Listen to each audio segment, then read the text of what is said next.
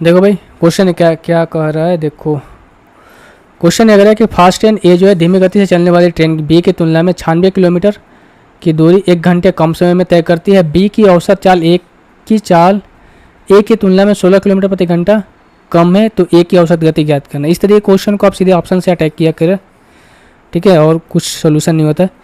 बाकी आप चाहो तो बेसिक से भी कर सकते हो, कोई दिक्कत वाली बात नहीं है। हमें डिस्टेंस दे रखा है कितना भाई, 96 किलोमीटर। पहले केस में ये कह रहा है कि भाई दोनों का बीच का गैप कितना होना चाहिए, 1 घंटे का होना चाहिए। क्यों? क्योंकि ए क्या है, धीमी ट्रेन वाली है, ए क्या है, स्लो है, और बी क्या है, फास्ट है। अगर इन दोनों के बीच में मैं टाइम की गैप करूं तो होना चाहिए 1 आवर्स का आना चाहिए, और स्पीड की मैं गैप करूँ तो हो जाए 16 किलोमीटर पर आवर्स की आना चाहिए, ठीक है, 16 किलोमीटर पर आवर्स की आना चाहिए। बाकी आप जानते हैं कि भाई स्पीड इक्वल्स टू क्या होता है, डिस्टेंस अपन में टाइम, और टाइम इक्वल्स टू होता है डिस्टेंस अपन में स्पीड। ये चीज़ें तो आपको मालूम है। तो ऑप्शन ले लेते हैं ना। बोला क्या गया है कि ए का औसत चाल क्या होगा। ए क्या है आपका, ए है आपका स्लो ट्रेन। ए क्या है, स्लो ट्रेन। अगर ए का स्पीड को आप 64 मानोगे तो बी का स्पीड का कितना मानना पड़ेगा भाई, 64 + 16 यानी 6 4 10, और 6 और 1 7 काट यानी कि 80 हो जाएगा। अब बताओ भाई, अगर 96 किलोमीटर के डिस्टेंस को ये भाई गैप 1 घंटा का आएगा, कभी नहीं आएगा, ये नहीं हो सकता है।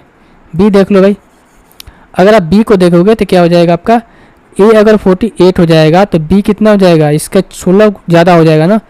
अगर देखो 48 × 2 तो 96 हो जाएगा 2 घंटे, लेकिन अब इसमें 16 का ऐड करेंगे ना तो भाई वो उसको एक बार में कटना चाहिए, ठीक है, तो अब जाके गैप 1 घंटे का आएगा, तो ये भी नहीं होगा।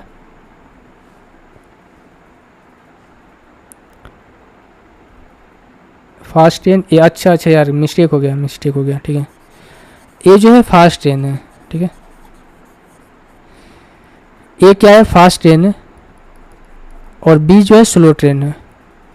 अब देखो अगर मैं 64 मानता हूँ, यहाँ से 64 मानता हूँ, अगर मैं ए की स्पीड को 64 मानता हूँ तो बी को स्पीड को हमें क्या मानना पड़ेगा, इससे 16 कम, 14 में 6 जाएगा यानी कि 48 हमें मानना पड़ेगा।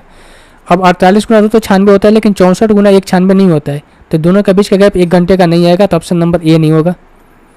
अगर मैं इसी तरीके से बी को देखता हूँ, ऑप्शन नंबर बी को, तो अगर मैं ए को मानूंगा 48 तो बी को मानना पड़ेगा कितना आपका, इससे 16 का मैंने कितना हो जाएगा 32, 32 × 3 होता है 96, और 48 × 2 होता है 96।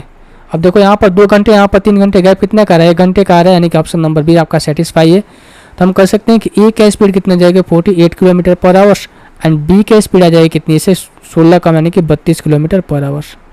तो आपको सॉल्व नहीं करना, जहाँ ऑप्शन से चीज़ें हो वहाँ पर ऑप्शन से ही आपको करनी है।